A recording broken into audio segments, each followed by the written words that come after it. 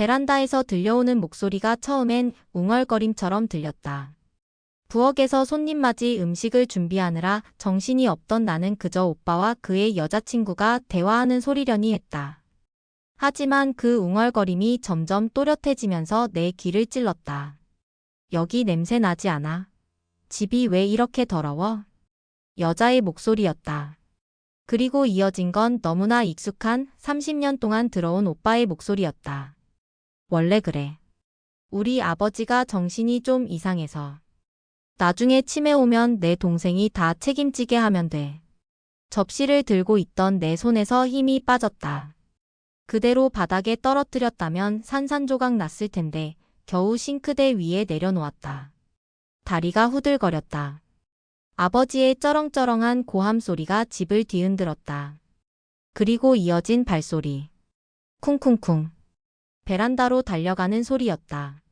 내가 정신을 차리고 달려갔을 때는 이미 아버지가 오빠의 멱살을 잡고 있었다. 이 배은망덕한 놈아. 내가 널 어떻게 키웠는데 이런 소리를 해. 오빠의 얼굴이 창백해졌다. 여자친구는 겁에 질린 표정으로 뒷걸음질 쳤다. 나는 그 자리에 얼어붙었다. 가족의 비극이라는 게 이런 거구나 싶었다. 30년 동안 속으로만 사귀던 분노가 한순간에 터져 나오는 순간이었다. 8년 동안 대학에 붙어 살며 아르바이트 한 번 제대로 못 해본 오빠. 어머니가 아프실 때도 돌아가셨을 때도 제대로 슬퍼하지 않던 오빠. 그런 오빠가 지금 예비 신부를 데려와 우리 가족을 모욕하고 있었다. 아버지는 오빠와 그 여자를 집 밖으로 쫓아냈다. 문이 쾅 하고 닫히는 소리가 마치 우리 가족의 마지막 연결고리가 끊어지는 소리처럼 들렸습니다. 그리고 나서 집안은 무거운 정적에 잠겼죠.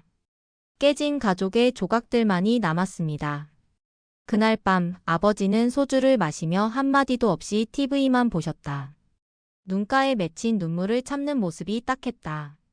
30년 넘게 키운 아들에게 배신당한 심정이 어땠을까? 내 가슴도 무너져 내렸지만 붙잡고 있어야 할 사람은 아버지였다. 아빠, 이제 오빤 정말 잊으세요. 우리끼리 잘 살아요. 아버지는 고개를 끄덕이셨다. 그리고 한참을 침묵하시다가 떨리는 목소리로 말씀하셨죠. 내 오빠는 이제 내 아들이 아니다. 그 말을 끝으로 아버지는 방으로 들어가셨다. 방문이 닫히자마자 나는 폭풍우처럼 눈물을 쏟아냈다. 이제 우리 가족은 아버지와 나 둘뿐이었다. 어머니가 돌아가시고 이제 오빠마저. 다음 날 아침 예상치 못한 전화가 왔습니다. 오빠였어요. 목소리가 떨리는 게 울었던 것 같았다. 미안해. 어제 그런 일이 있어서. 아빠한테 사과하고 싶은데. 나는 잠시 말을 잇지 못했다. 분노와 연민이 뒤섞였다. 하지만 더 이상 그에게 기회를 주고 싶지 않았습니다. 이미 너무 많은 기회를 줬으니까. 아빠는 이제 내가 없는 셈 치기로 했어. 뭐? 그럴 수 없어. 난 아들인데. 그럼 아들답게 굴었어야지. 엄마 장례식 때도 내 멘탈만 챙겼고 친구 장례식도 안 갔잖아. 그 친구가 얼마나 너한테 잘해줬는데. 전화기 너머로 오빠의 숨소리가 거칠게 들렸다. 그리고 갑자기 목소리가 변했어요. 야, 잘난 사람들은 못난 사람 좀 챙겨줘야 하는 거 아냐? 내 남편한테도 그랬지만 넌 항상 그런 식이야. 네가 뭐라고 그렇게 잘난 척해? 순간 머리가 하얘졌다. 이게 몇 년 동안 쌓인 오빠의 진짜 속마음인가 싶었다. 이제 연락하지 마. 영원히. 전화를 끊고 바로 번호를 차단했다. 그리고 남편에게 전화했죠. 모든 걸 털어놓았습니다. 남편은 한숨을 쉬더니 이렇게 말했어요. 이제 완전히 끝내야 할 때가 왔네요.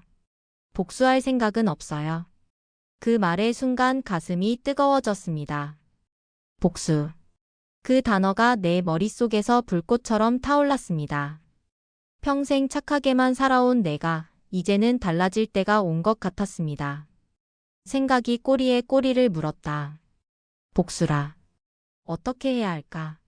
오빠가 가장 소중히 여기는 것, 가장 아픈 부분을 건드려야 했다. 문득 그의 유일한 취약점이 떠올랐다. 바로 체면이었습니다. 남들 앞에서 자존심 하나는 대단했으니까요. 여보, 좋은 생각이 있어요. 남편에게 내 계획을 설명했다. 남편은 처음엔 의아해했지만 곧씩 웃으며 찬성했죠. 우리는 그날 밤 늦게까지 세부 계획을 짰습니다. 오빠의 허세와 허영심을 공개적으로 폭로하는 것, 그것이 첫 번째 복수였다. 다음 날 아침, 나는 오빠가 과거에 다녔던 대학교 동문 SNS 페이지에 글을 올렸다. 제목은 간단했어요. 배신자 오빠의 민낯을 공개합니다. 그리고 첨부한 내용은 어머니의 투병 시절 사진들, 그가 장례식에서 눈물 흘리며 촬영했던 셀카들, 그리고 어제 녹음했던 통화 내용이었다. 포스팅을 올리고 1시간도 되지 않아 댓글이 폭주했죠. 대부분 오빠를 비난하는 내용이었습니다. 그의 대학 선후배들, 옛 친구들까지. 그가 얼마나 철없고 이기적인 사람인지 모두가 알게 됐어요. 전화가 울렸다. 오빠였죠. 목소리가 떨리고 있었다. 이거 당장 내려. 사람 망신시키려고 환장했냐? 뭐가 문제지? 사실만 말했는데. 이거 명예훼손이야. 고소할 거야. 해봐. 녹음도 있고 증인도 있어. 다 사실이니까 명예훼손 아냐. 전화가 끊겼다. 10분 후 다시 전화가 왔다. 이번엔 울먹이는 목소리였다. 제발. 내려줘. 내가 잘못했어. 다신 그런 짓 안 할게. 하지만 이미 늦었다. 그의 모텔 프로포즈 사진도 함께 올려두었고 그 초라한 모습이 SNS를 타고 퍼지고 있었죠. 여수 바닷가 풀빌라에서 와인과 함께했던 내 프로포즈 사진과 나란히 게시되자 사람들은 더욱 그를 조롱했습니다. 복수의 달콤함이 입안에 번졌지만 동시에 가슴 한구석이 아렸다. 그래도 여기서 멈출 수는 없었습니다. 이제 두 번째 복수를 준비할 차례였으니까요. 바로 그의 자녀 보증금 문제였습니다. 아빠, 오빠의 보증금을 정리할 때가 됐어요. 아버지는 묵묵히 고개를 끄덕였죠. 오빠가 살던 자취방 보증금은 아버지 명의였습니다. 이제 그 돈을 회수하여 어머니의 오래된 소원이었던 복지재단에 기부하기로 했습니다. 오빠에게 한 푼도 돌아가지 않게 하는 것, 그것이 두 번째 복수였습니다. 아버지와 함께 오빠의 자취방을 찾았다. 문을 두드리자 한참 만에 부스스한 모습으로 나온 오빠는 우리를 보고 눈을 동그랗게 떴다. 뒤쪽으로 술병들이 널브러져 있었다. 왜 왔어? 아버지는 묵묵히 서류 봉투를 내밀었다. 보증금 반환 동의서였다. 오빠의 얼굴이 하얗게 변했다. 이게 무슨 소리야? 내가 살 집인데. 더 이상 내 집이 아니다. 일주일 안에 나가거라. 아버지의 목소리는 차가웠다. 30년간 아들을 사랑했던 부성애가 모두 사라진 것 같았다. 오빠는 내게 도움을 청하는 눈빛을 보냈지만 나는 외면했다. 더 이상 그의 편이 아니었으니까요. 이럴 순 없어. 나 갈 데가 없어. 네가 8년 동안 대학에서 뭘 했는지 생각해봐. 아르바이트 한 번 제대로 못했고 엄마 아플 때도 도와주지 않았지. 이제 내 인생은 내가 책임져. 오빠의 눈에 눈물이 고였다. 처음으로 진심 어린 감정을 보는 것 같았다. 하지만 너무 늦었죠. 그는 서류에 사인했고 우리는 돌아섰다. 일주일 후 오빠는 짐을 싸서 나갔다. 그리고 보증금 2천만 원은 어머니의 이름으로 세워진 희망의 빛 재단에 기부되었습니다. 어머니가 생전에 항상 도움을 주고 싶어 했던 소외계층 아동들을 위한 재단이었죠. 세 번째 복수는 더 치밀했다. 오빠가 새로운 직장을 구했다는 소식을 들었어요. 중소기업이지만 그래도 드디어 제대로 된 직장이 생긴 거였죠. 남편이 그 회사의 인사 담당자와 친분이 있었다는 사실이 떠올랐다. 여보, 혹시 오빠의 회사에 대해 알아볼 수 있을까요? 남편은 잠시 생각하더니 고개를 끄덕였다. 그리고 다음 날 놀라운 정보를 가지고 왔습니다. 당신 오빠 이력서에 거짓말을 했더군요. 토익 점수도 조작하고 없는 자격증도 있다고 했어요. 이것은 예상치 못한 정보였다. 오빠가 그렇게까지 했을 줄은 몰랐다. 나는 잠시 망설였다. 이 정보를 어떻게 활용해야 할지. 그의 직장을 빼앗는 것은 너무 가혹한 일일까? 하지만 곧 마음을 다잡았다. 그가 우리 가족에게, 특히 아버지에게 했던 말들을 떠올리니 분노가 다시 치밀어 올랐습니다. 그 정보를 회사에 알려야겠어요. 남편은 나를 걱정스럽게 바라보았다. 정말 그렇게 하고 싶어? 네. 그가 저희에게 했던 일들을 생각하면 반성해야 해요. 진짜로. 그렇게 오빠의 거짓말은 회사에 알려졌고 결국 수습 기간 중에 퇴사 조치되었습니다. 오빠에게서 절망에 찬 메시지가 왔지만 나는 무시했습니다. 이제 넷째 복수를 준비할 시간이었습니다. 넷째 복수는 더욱 교묘했다. 이제 오빠의 마지막 자존심마저 무너뜨릴 시간이었다. 그가 항상 주변 사람들에게 자신을 과시하고 싶어 했던 점을 생각해냈고 그 약점을 공략하기로 했다. 어머니가 남긴 유품 중에는 할머니에게서 대대로 내려온 금반지가 있었다. 원래대로라면 장남인 오빠에게 가야 할 물건이었지만 어머니는 임종 직전 그것을 내게 주었다. 오빠는 이 사실을 모르고 있었다. 아빠, 제가 좋은 생각이 있어요.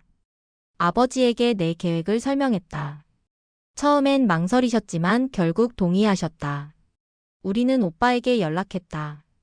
이번만큼은 내가 먼저 손을 내밀었다. 오빠, 우리 이제 화해할 때가 되지 않았을까? 아빠도 그러시는데. 오빠의 목소리에서 안도감이 느껴졌다. 그는 곧바로 우리 집으로 오겠다고 했다. 내심 웃음이 나왔다. 얼마나 절박했으면 이렇게 빨리 달려올까. 우리는 계획대로 거실 테이블 위에 할머니의 금반지를 올려두었다. 오빠가 도착했을 때 아버지는 일부러 무뚝뚝한 태도를 유지했다. 그래도 화해의 자리라며 오빠를 앉게 했다. 오빠의 눈빛이 테이블 위 금반지로 향했다. 저건 할머니에게서 온 금반지야. 어머니가 돌아가시기 전에 가족의 화합을 위해 내게 주라고 하셨어. 물론 거짓말이었다. 하지만 오빠의 눈이 반짝였다. 귀중한 갑오를 받게 되었다는 기쁨에 넘쳐 보였다. 그는 조심스럽게 반지를 집어들었다. 정말 감사해요. 이걸 주시다니. 그때 내 휴대폰에서 알람 소리가 울렸다. 나는 미소를 지으며 말했다. 오빠, 그 반지 진짜 아니야. 모조품이야. 진짜는 내가 가지고 있지. 어머니가 임종 직전에 나한테 주셨거든. 오빠의 얼굴이 굳었다. 그리고 분노로 변했다. 또 날 속이냐? 이게 무슨 짓이야? 속이고 싶어서가 아니라 오빠를 시험해보고 싶었어. 가족의 화합보다 반지의 가치에 더 관심 있는 것 같아서. 아버지도 말을 보탰다.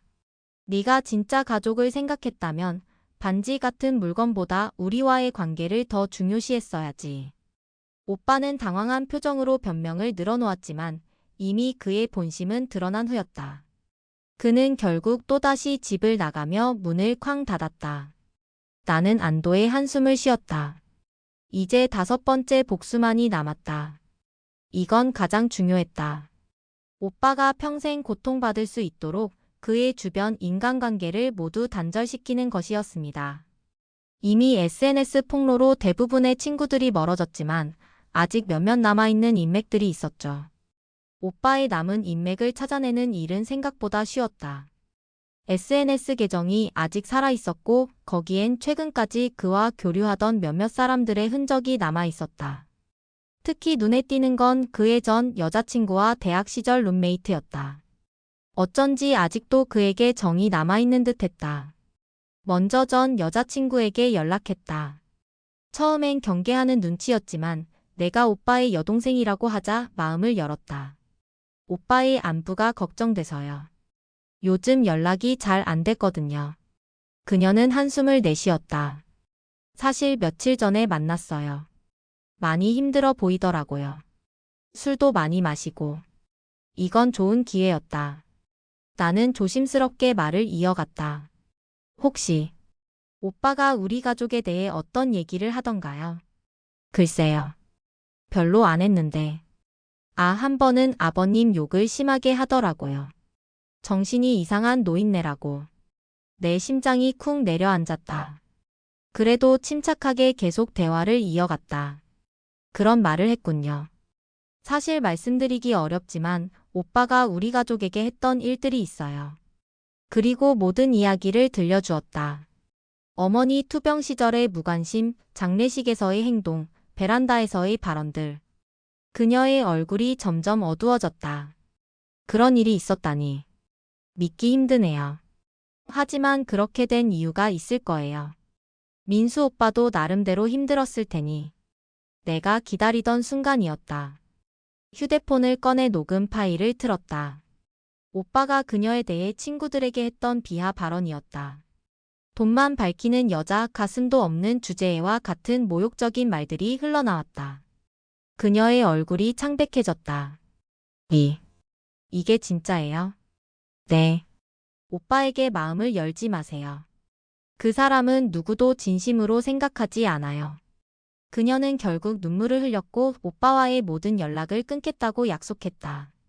다음은 룸메이트였다. 그는 오빠에게 마지막으로 남은 친구나 다름없었다. 그와의 만남도 비슷하게 진행됐다. 결정적인 증거는 오빠가 그의 노트북을 몰래 빌려 포르노를 다운받았다가 바이러스에 감염시켰던 사건의 증거였다. 오빠는 그 일을 부인했지만 나는 증거를 가지고 있었다. 룸메이트도 충격을 받았고 오빠와의 관계를 정리하기로 했다. 이렇게 오빠의 마지막 인간관계마저 끊어졌다. 그는 이제 정말로 혼자가 되었다. 한편 아버지의 건강은 점점 나아지고 있었다. 오빠의 배신으로 무너졌던 마음이 서서히 치유되고 있었다.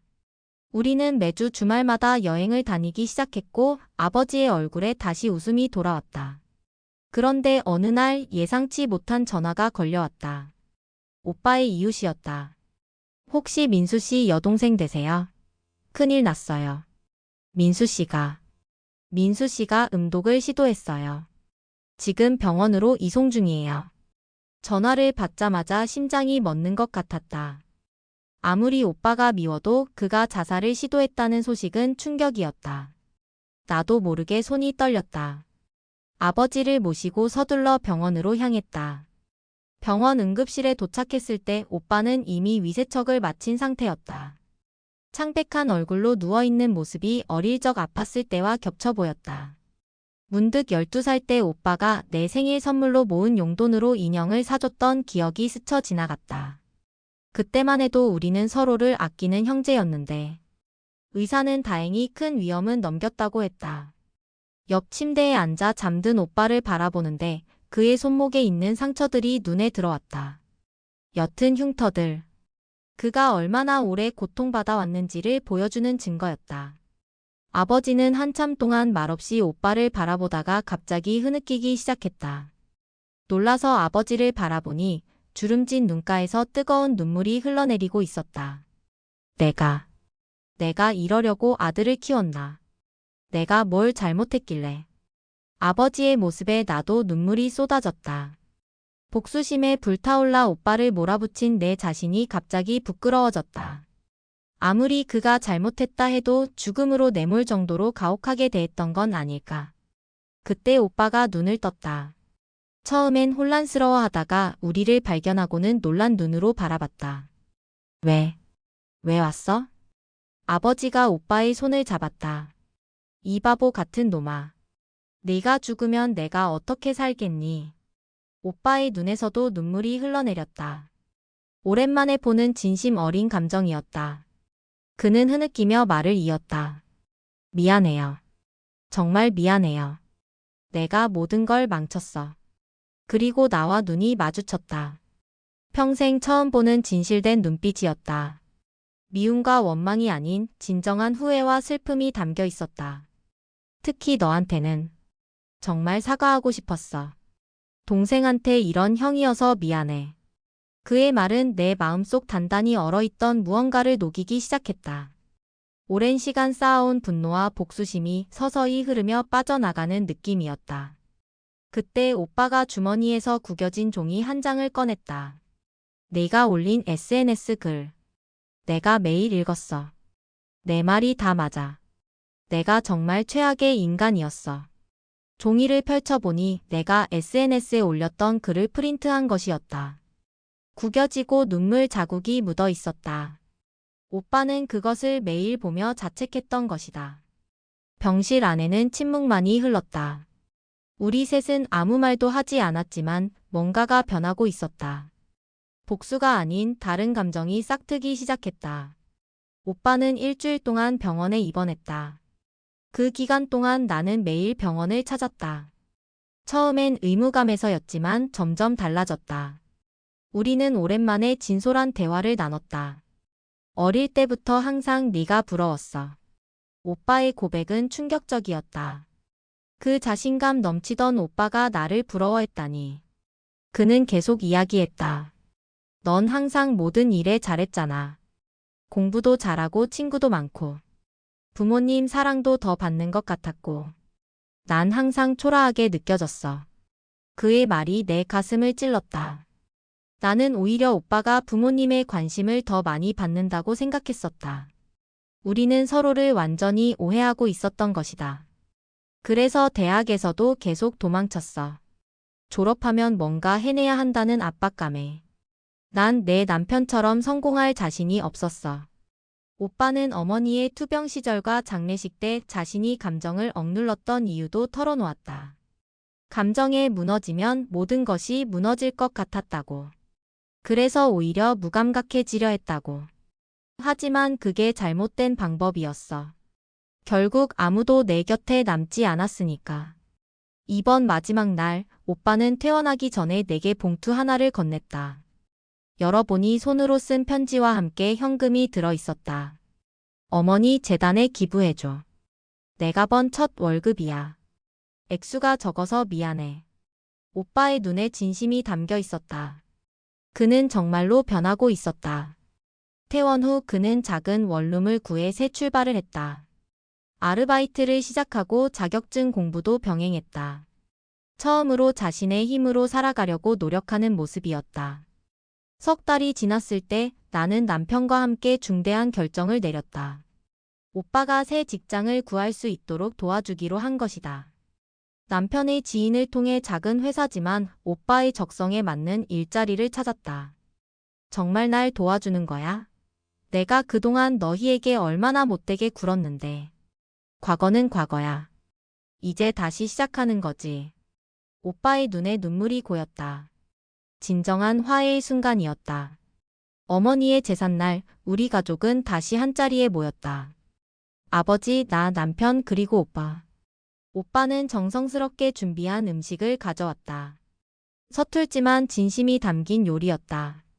어머니 보고 계신가요? 우리 가족이 다시 하나가 되었어요. 아버지의 기도에 우리 모두 고개를 숙였다. 창밖으로 달빛이 환하게 비쳤다. 마치 어머니가 미소 짓고 있는 것처럼 느껴졌다. 복수는 끝났다. 하지만 그것은 내가 기대했던 방식과는 달랐다. 진정한 복수는 오빠를 파멸시키는 것이 아니라 그를 변화시키는 것이었다. 그리고 그 과정에서 나 자신도 성장했다.